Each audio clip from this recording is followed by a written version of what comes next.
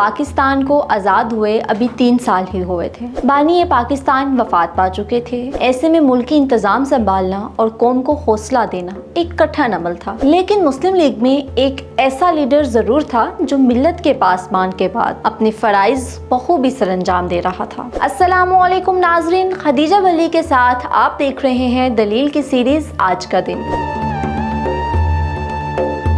दोस्तों, बात हो रही थी मुस्लिम लीग की। मुस्लिम लीग के सरबराह और वजीर आजम पाकिस्तान को कंपनी बाग रावलपिंडी में जलसा आम से खिताब करना था। उनके इस्तकबाल के लिए मुस्लिम लीग का कोई मरकजी या सूबाई रहनुमा मौजूद नहीं था। जिली हुक्मरानों ने वजीर आजम का इस्तकबाल किया। मुस्लिम लीग के मुसल्लह गार्ड्स के दस्ते ने उन्हें सलामी पेश की और जिली रहनुमा शेख मसूद सादिक के खुतबा इस्तकबालिया के बाद वजीर आजम पाकिस्तान नवाबजादा लियाकत अली खान माइक पर तशरीफ 40-50 हजार का मजमा उनके सामने था। स्टेज को कैसे डील करना है और आवाम में जोशो खरोश कैसे पैदा करना है, उनसे बेहतर कौन जानता था। उन्होंने माइक पर अभी बरादराने मिल्लत के अल्फाज अदा ही किए थे कि पिस्तौल के 2 फायर सुनाई दिए। पहली गोली वजीर आजम के पेट पर लगी और दूसरी गोली सीने में। मुस्लिम लीग रहनुमा PS सादिक माइक्रोफोन पर आए और पश्तो में कहा, गोली किसने चलाई, मारो उसे।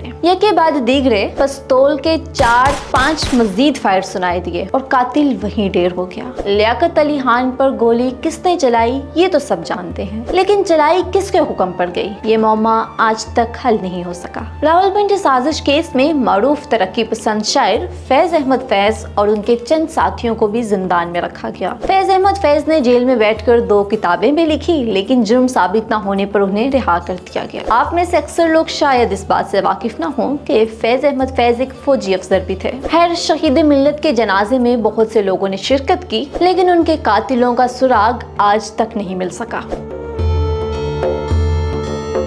नाजरीन, शहीद मिल्लत की शहादत से 46 साल पीछे चले जाएं तो तारीख हमें ये बताती है कि इसी दिन हिंदुस्तान के मुसलमानों को तकसीम किया गया था। 16 अक्टूबर 1905 को अंग्रेज सरकार ने बंगाल को तकसीम किया। इस तकसीम का कोई मकबूल जवाब आज तक अंग्रेजों की जानिब से पेश नहीं किया जा सका। ताहम अगर बारीक बीनी से देखा जाए तो वो मुस्लिम ताकत को तकसीम करना चाहते थे, क्योंकि पूरे बरसगीर में मुसलमानों की सबसे ज्यादा आबादी बंगाल में मौजूद थी।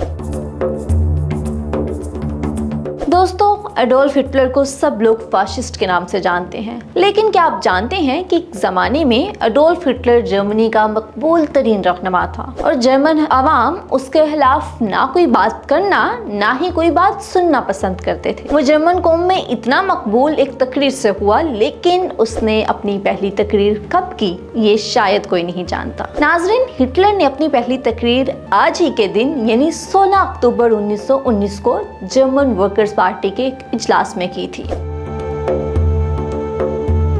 अपने बचपन में किसने कार्टून्स नहीं देखे? आजकल के बच्चे तो चल ही कार्टून्स पढ़ रहे हैं, लेकिन क्या कभी आपने सोचा कि कार्टून्स की इब्तिदा कहाँ से हुई? नहीं ना? तो चलिए आपको बताते हैं। 1923 वॉल्ट डिज्नी और उसके भाई रॉय ने डिज्नी ब्रदर्स कार्टून स्टूडियो बनाया, जो वॉल्ट डिज्नी के नाम से मारूफ है। इस स्टूडियो ने मुतअद्दिद मारूफ कार्टून फिल्म्स बनाई, जिनमें Cinderella, Alice in Wonderland, Sleeping Beauty और अलादीन जैसी मारूफ फिल्में शामिल हैं। इस कार्टून स्टूडियो की इब्तिदा भी आज ही के दिन यानी 16 अक्टूबर 1923 को हुई थी।